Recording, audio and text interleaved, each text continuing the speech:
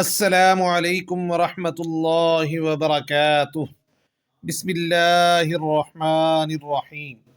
اللہ تعالی جل جلالہ کی رحمت آسمان دنیا پر جناب رسول کریم صلی اللہ علیہ وآلہ وسلم نے ارشاد فرمایا کہ ہمارے رب تبارک و تعالی ہر رات آسمان دنیا پر آتے ہیں اس وقت جب رات کا آخری تہائی حصہ باقی رہ جاتا ہے اور کہتے ہیں کہ مجھے کون بلاتا ہے کہ میں اسے جواب دوں، مجھ سے کون مانگتا ہے کہ میں اس کو عطا کر دوں، مجھ سے کون مغفرت طلب کرتا ہے کہ میں اس کی مغفرت کر دوں۔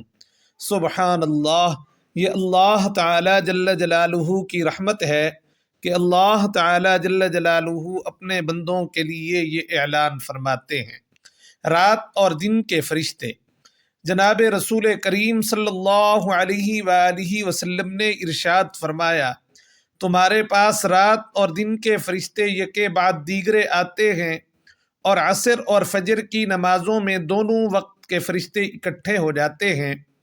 پھر جب وہ فرشتے اوپر جاتے ہیں جنہوں نے رات تمہارے ساتھ گزاری ہے تو اللہ تعالی جل جلالہ ان سے پوچھتے ہیں، حالانکہ وہ بندوں کے احوال کے سب سے زیادہ جاننے والے ہیں، کہ تم نے میرے بندوں کو کس حال میں چھوڑا؟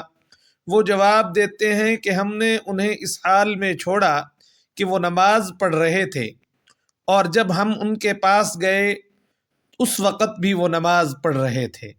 سبحان اللہ، نیک بندوں پر اللہ تعالی جل جلالہ کا انعام۔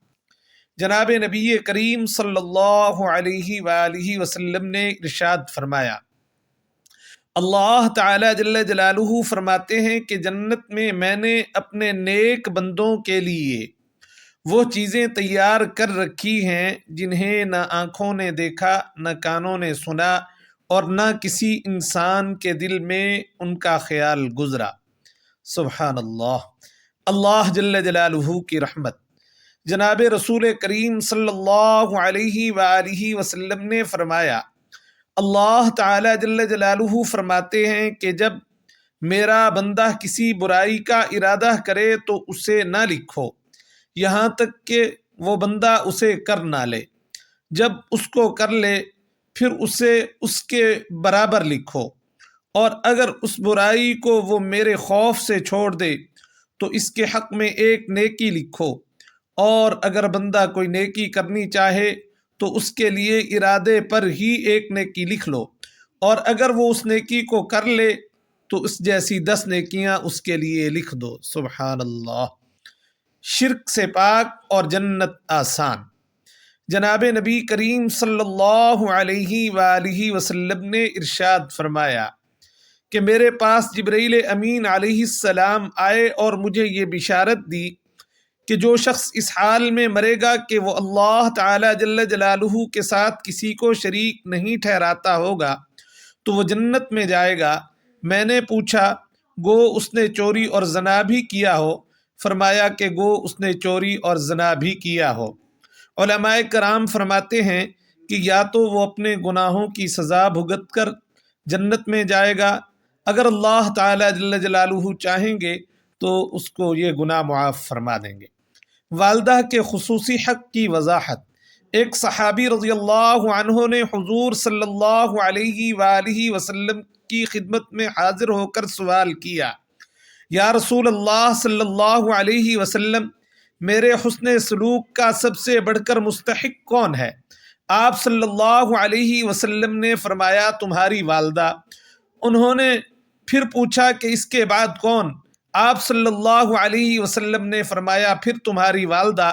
یہ سوال انہوں نے 4 مرتبہ دہرایا۔